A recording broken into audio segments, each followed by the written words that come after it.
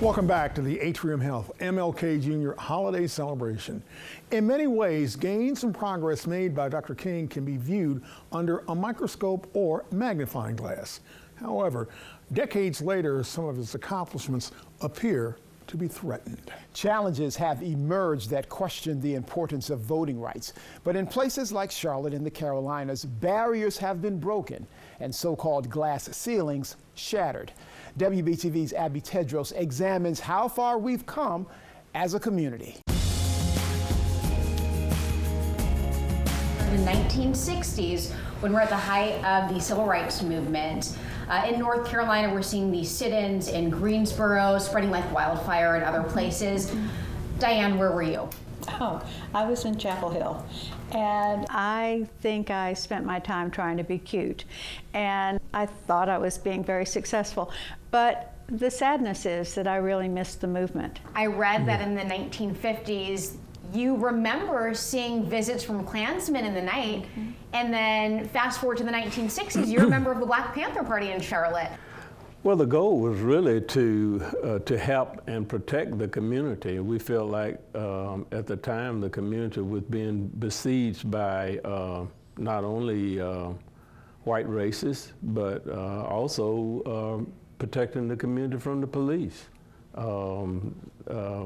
where we seem to see some of the same things going on now with racism probably at its height. Do you guys remember in 1963, Martin Luther King Jr.'s I Have a Dream speech? Do you remember hearing it that day?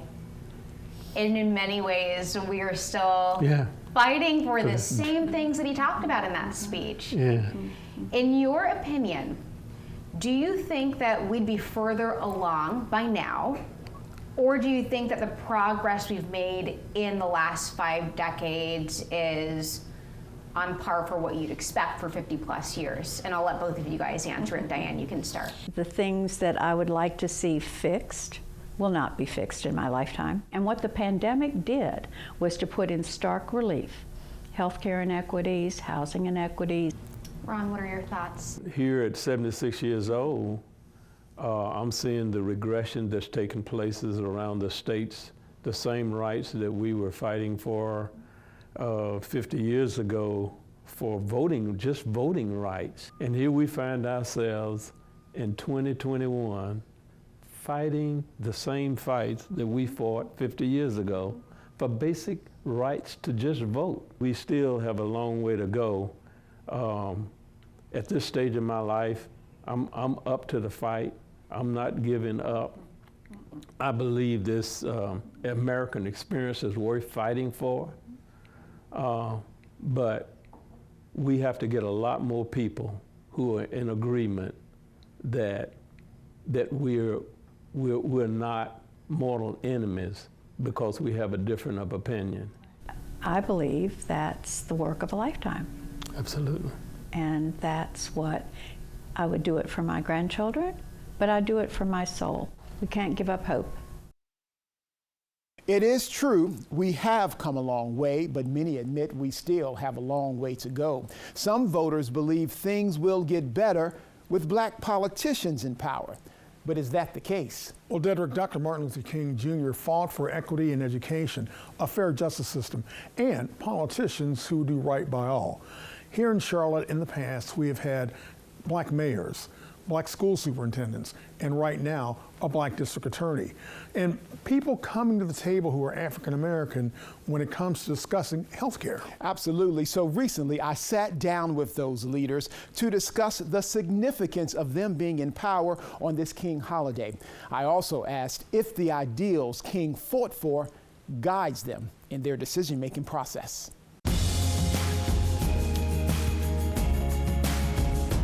What do you think it means to hold your position on this King holiday? You know, Dr. King was a phenomenal leader. And, oftentimes, I think about the privilege it is to serve. For me to serve in this particular role, I know that my first obligation and first responsibility is to make sure that I'm expanding access and equity for every single person that I encounter. We acknowledge we're in the middle of a racial reckoning right now. We're in the middle of a health equity crisis right now. and we are mobilizing each and every day to address those social and racial injustices that we're still having to deal with. That's a commitment that we have to the community. Does it make a difference that we have all of these black leaders here in Charlotte serving at the same time? It does matter. Now, does that mean that we're going to fix everything? No.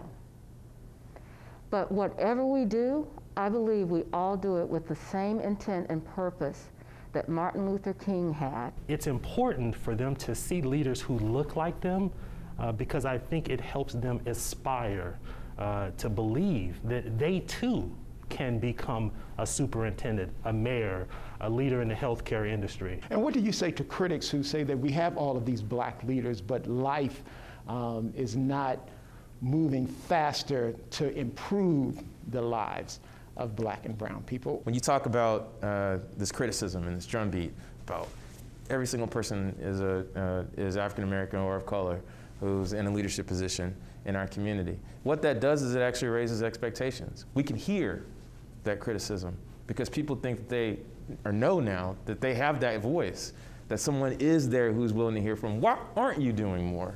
You ought to be doing more. My expectation is that now that you're there, more can happen. Dr. King said this about leadership. A genuine leader is not a searcher for consensus, but a molder of consensus. Has King's ideals and what he fought for, does it play a role in your decision-making process? Absolutely. And I remember something that Dr. King said, and he said, the time is always right to do the right thing.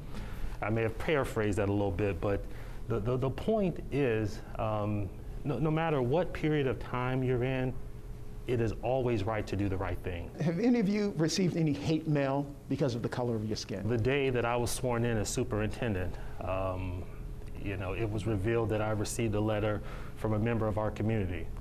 And I'll spare you the details, but suffice to say I was called everything but a child of God. Tell me one disappointment you have seen in Charlotte when it comes to the King dream. For me, for the King dream, my disappointment is that we haven't been able to provide people the way to get out of poverty. That was Dr. King's emphasis. In our courtrooms, you will see predominantly people of color. You will see among the people of color, you will see the unhoused, you will see the uneducated, you will see the underdiagnosed. You will see people who have a lack of employment opportunity. And the courthouse is sort of the end of the river. So you're wondering what sort of systems created an issue where that all those people who are showing up at the end of that river are black people. And that is something we have not figured out, and that's a disappointment. I have hope. In your crystal ball, do you see King's dream still a dream, or do you see it becoming a reality? You have to do this work expecting something good to come from it. I think Dr. King would be saying to us, what have you not gotten done? What's needed to be done, and how are you doing it? How are you going to get it done? I think he would just be tougher on us. And I think that's what we need. I think in Charlotte, in Mecklenburg, we've made a tremendous amount of progress, right? I think if Dr. King were alive today, I believe he would be 92 years old. I think he would be proud of the progress that we've made, but I think he would bring to our attention that we have not moved far enough in the time that we've had to make the progress we've had. Not only is his dream still alive, but he still speaks to us in a very live and vibrant conscience every single day that we grapple with the problems that have been described to you today. While much of Martin Luther King Jr.'s work was carried out more than a half century ago, his principles are continuing to inspire a new generation of admirers. And many of those admirers are Charlotte-Mecklenburg school students. And every year, some of them are assigned classroom projects connected to the King holiday. Well, this year, students in one classroom wrote essays. Here are the words expressed by those gaining insight from an American original. I am Krista McLean. I'm the 8th grade ELA teacher of Governor's Village STEM Academy. The assignment, the way that we did it, we know that all of our students deal with injustice in some form. So I looked at each student and I listened to my students. So let's go ahead and write about it. This is your quote, and this is your time to express how you feel, because the world needs to hear you. Right now you are the leaders of our generation. So people need to know who you are and how you feel. The students did not hold back. My name is Matthew Jason Tyler II, and I am a young black man in America. And I'm inspired by Martin Luther King Jr.'s quote, "The time is always right to do right," because it reminds me to use my voice in a good way. This is a drawing that I drew of a hand reaching out for another hand. This drawing was inspired by a quote from Martin Luther King Jr. when he said, "The time is always right to do what is right." I decided to put a lot of timepieces around the center so I could show that even though you might be going through something, you always have the opportunity to do what is right and to help other people. A quote that's really stuck with me is, "Justice too long delayed is justice denied." And that just speaks volumes on everything that's going on nowadays. People keep telling other people to wait. You will get this one day. We just need to keep trying, but no one's really doing much. The Reverend Dr. Martin Luther King Jr. said that injustice anywhere is injustice everywhere. As I reflect on doing the right thing, I also have to make myself accountable. I want to show the world that making the right decisions, despite how uncomfortable one may feel, will help the society to be a better place. His sacrifice is very important to me because I feel like his life was all about making sacrifices.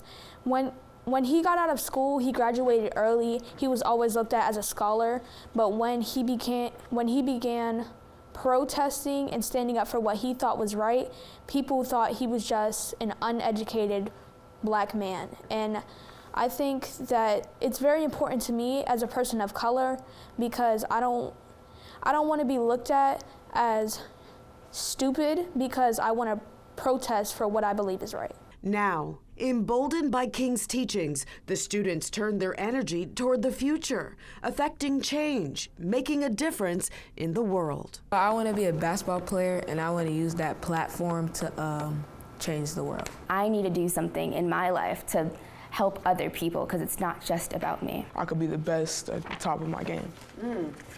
And as a person who rises to the top of your game, how do you hope to be a leader in the future? I hope to be a leader by my businesses. I want to keep the torch lit by helping to pass it down to future generations, to make sure that we have a generational shift, to make sure that there's no racism. Do you hope to be a leader in the future like Martin Luther King? And what kind of leader will you be? Yes, I do. I believe that I can change the world. We are honoring those who have been keeping Dr. King's dream alive here in Charlotte. This person has been awarded the Keeper of the Dream Award. It goes to someone who has gone above and beyond in the community to work for equality in things like education, employment, religion, law, and more. Our winner of the Keeper of the Dream Award is Mark Boone. I'm just so incredibly humbled to receive this award from just a fantastic group of people who've been carrying on this city tradition for nearly 40 years. I played a very small role in that. In all of the time that I put in, I have gotten so much more in return from learning so much about this city, its history, and the work that's left to be done. And if you want to watch and see more of our interviews with the winners, we have extended versions of all of these conversations up on our WBTV streaming app. Just search WBTV in your Roku, Amazon Fire, or Apple TV App Store to download.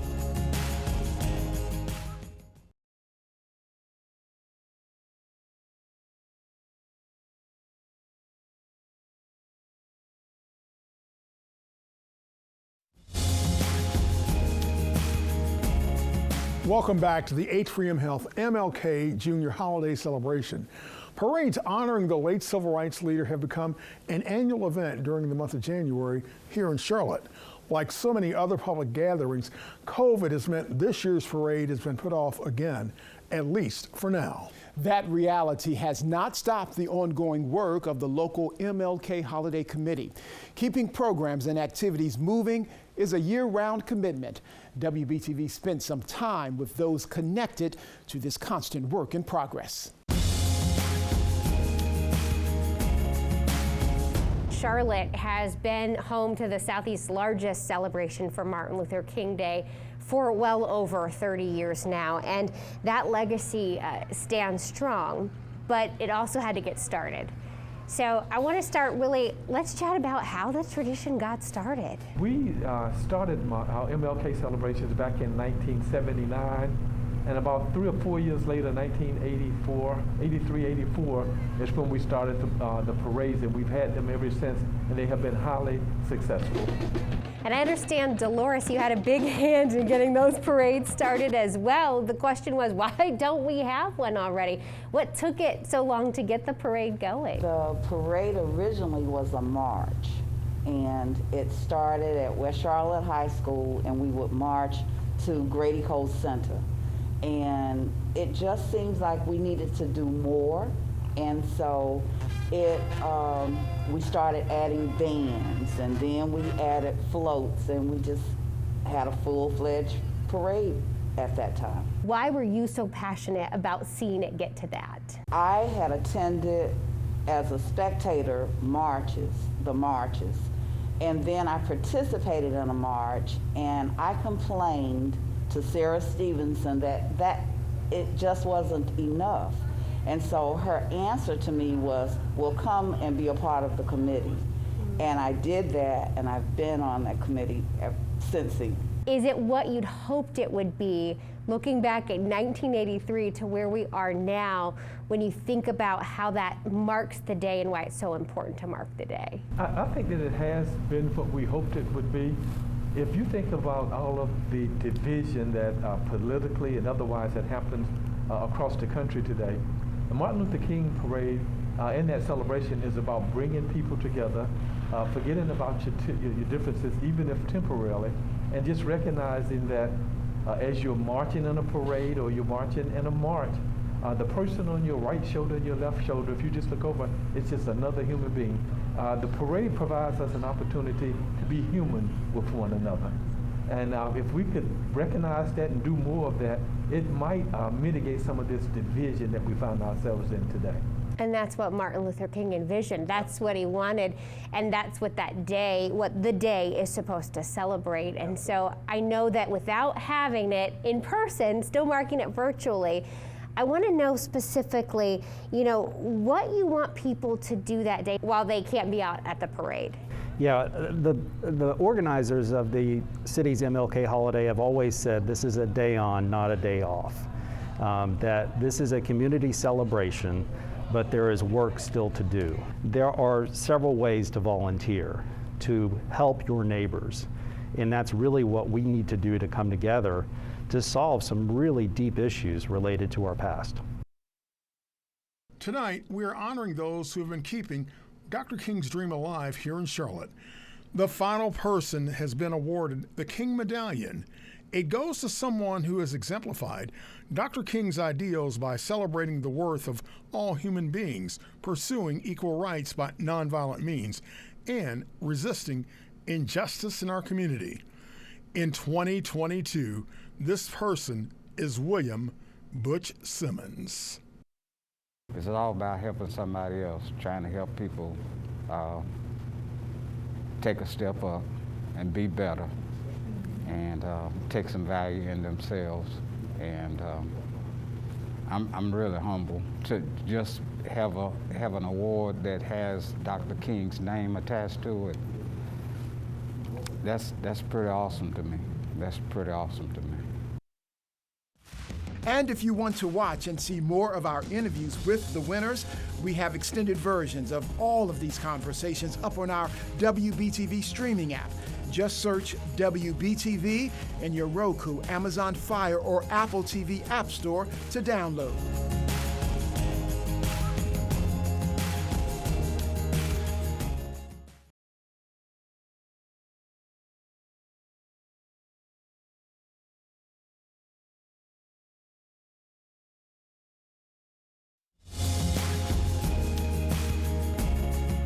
Thank you for joining us for this Atrium Health MLK Jr. holiday celebration. The changing landscape of the Queen City will have an obvious impact on how Dr. King is honored in our community in future years. Already here in Charlotte, there is a street, a school, and even a park named in his honor. But one of the earlier tributes will soon have to find a new home. We're talking about the statue in Marshall Park that was put up more than 40 years ago. It will be carted off in a matter of months as Center City Charlotte makes way and clears land for the new Brooklyn Village. This will not be an easy decision during 2022. There will be public hearings over where this statue be placed. The final choice is largely in the hands of the Mecklenburg County Park and Rec Department. We'll keep you posted here on air and at WBTV.com. That's going to do it for us. I'm Steve Crump. And I'm Dedrick Russell. Thanks so much for taking time to spend with us as we remember a man, his mission, and the importance of this national holiday. We leave you with this quote from Dr. Martin Luther King Jr. "We must learn to live together as brothers or perish together as fools." Thanks for watching. The Atrium Health MLK Jr. Holiday Celebration has been brought to you by our partners, Food Lion, City of Charlotte, Mecklenburg County Parks and Recreation, Charlotte Mecklenburg Schools, and Charlotte Mecklenburg Community Relations.